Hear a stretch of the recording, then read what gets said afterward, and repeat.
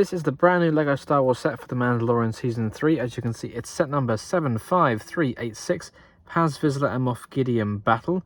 Here set in the Mandalorian bunker as seen in Season 3. We got 4 minifigures included, 2 Imperial Praetorian Guards, looks nice, but maybe there should have been 3. Moff Gideon in his Mandalorian armor, and a new version of Paz Vizla. And on the back of the box it shows you some of the play features and what the bunker looks like from behind. Inside the box you'll find 3 numbered bags, and interestingly they are still plastic. Despite LEGO's pledge to switch to paper, we're still getting plastic. Plus there's also 1 instruction booklet, and don't forget to scan that QR code with the LEGO Builder app and you can earn 20 insider points when you register this set to your collection. And there's 1 very small sticker sheet as well.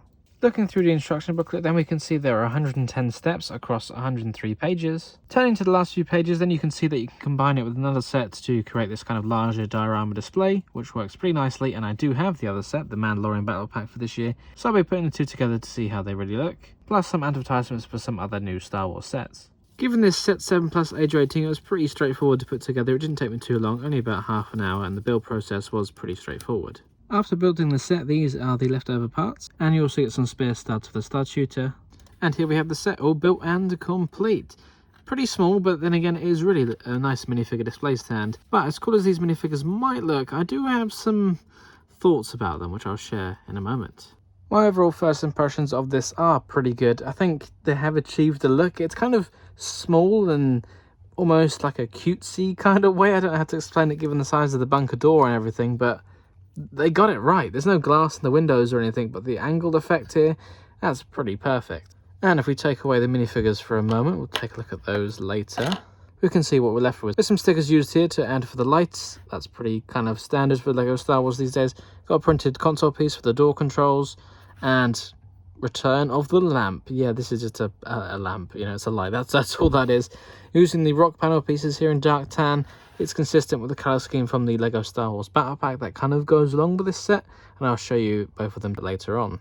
Otherwise, the floor is a nice mixture of studded and smooth surface with a different light grey and dark grey, just to add some more kind of effects and detail to the whole thing. Some more rock work here as well, as you can really tell it's built into the caves. Then around the back we've got this light here, not really sure what that's supposed to represent, but we do have a clip here and over here, and that's how you can connect it to the battle pack and other sets. Also another clip here from minifigure accessory perhaps, and then in this part of the cave we've got a control screen with the Imperial light cruiser on display there as well. Moving up to the top we have a stud shooter here, this turret. You can see a minifigure on there, no controls or anything, and it can't angle up and down, but it can spin side to side. And it can be easily removed to either use as a storage compartment to keep the studs, or as a separate turret you can put on the ground.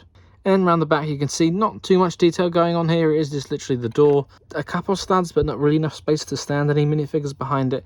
And this is just the mechanism to keep the door up in place. You can lift it up and it'll just kind of sit like that. It does kind of tilt slightly down on this end because there's nothing to support it over there, but otherwise it stands up pretty well and it will stay in place. If you want it to slam down, you can just move this piece out of the way, and like that. Oh, and I almost forgot because it blends in. We do have another container in here, and inside is a thermal detonator. This is the exact same build from the battle pack, so it's nice that they're consistent and it just kind of blends in. As for the minifigures, we get 4 of them included in this set. Only 2 of the Praetorian Guards, which is a huge mistake. It should have been 3. There were 3 in the scene. Why LEGO? Especially, you know, Paz Vizla versus the Praetorian Guards. There were 3 of them. It was him. Okay, there were Imperial Commandos in the scene as well, so maybe we could have included some of them.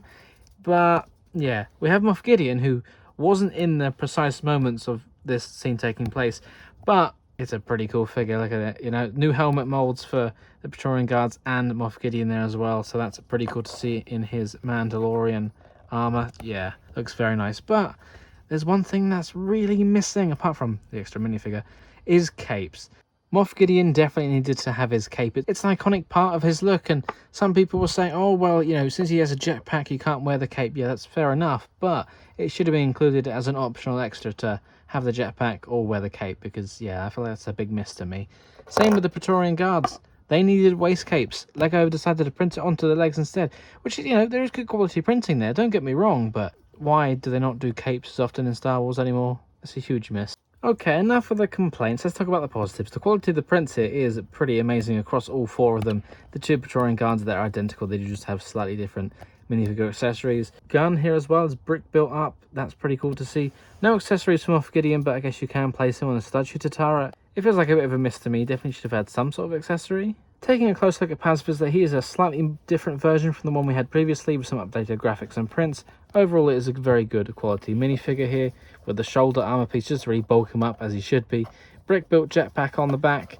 Yeah, I think it looks pretty good, and I think the sand blue is an appropriate color scheme to use. If we remove his helmet, it is just a black minifigure head under there.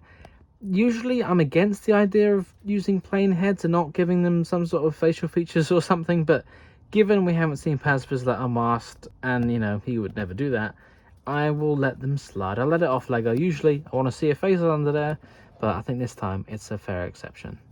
And by removing his armor, we can see the printing underneath, and there's some pretty good back printing as well.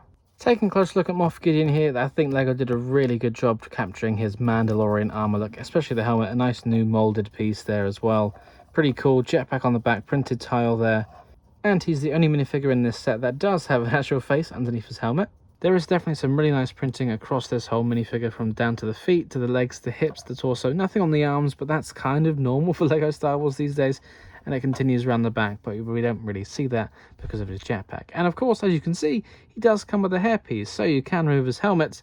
Although he doesn't have a cape, he does get a hairpiece. And he does have an alternate face as well, so here he is with a slightly more smug expression. And here he is looking a bit more angry. And I have to say, I think they did a really good job capturing the actor's likeness here.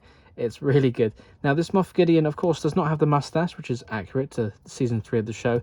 And he also has a lighter skin tone than the previous Moff Gideon we got, but I think this one is really good. Just too bad about that cape. And lastly, taking a close look at the Praetorian Guards. You do get 2 of them in the set, but they're both absolutely identical. So I'm only going to show you one here. Okay, I won't keep mentioning the lack of capes, but the printing is good quality, of course. I like the helmet shape. I think that's pretty cool, and they could only get away with this by creating a new mold for it. Some printing around the back as well. And underneath the helmet is just a plain red minifigure head. Of course, one thing you can do is combine the sets. Not just put them together, but you can connect them because it does have the clips, as I mentioned. And if you're fortunate enough like me where you have 2 copies of the battle pack, then you can create a pretty cool scene, but it will cost you £75 to do this.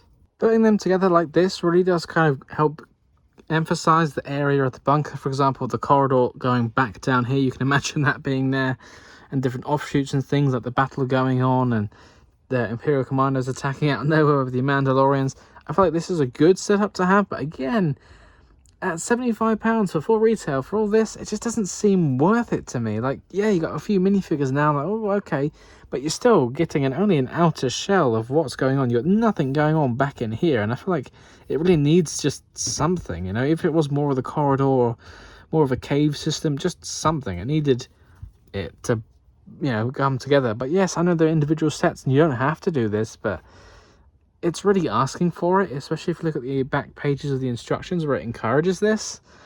Yeah, like if you want to do this, get these sets on sale like I did. Don't pay full price for them because it just isn't worth it, I'll be honest. It's as simple as that. But it does look pretty cool, I guess. Although it is still lacking another Praetorian Guard. So hopefully LEGO come out with more of these in the battle pack or in the LEGO Star Wars magazine. So I'll keep my eye out for one more of them.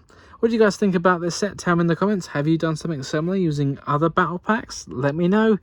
But yeah, is it overpriced? I think so. Don't forget to like, comment and subscribe. I'll see you next time for that LEGO review. Thanks. Bye. Thank you very much for watching. If you enjoyed this video, don't forget to check out the other videos on this channel or on one of my other channels as well.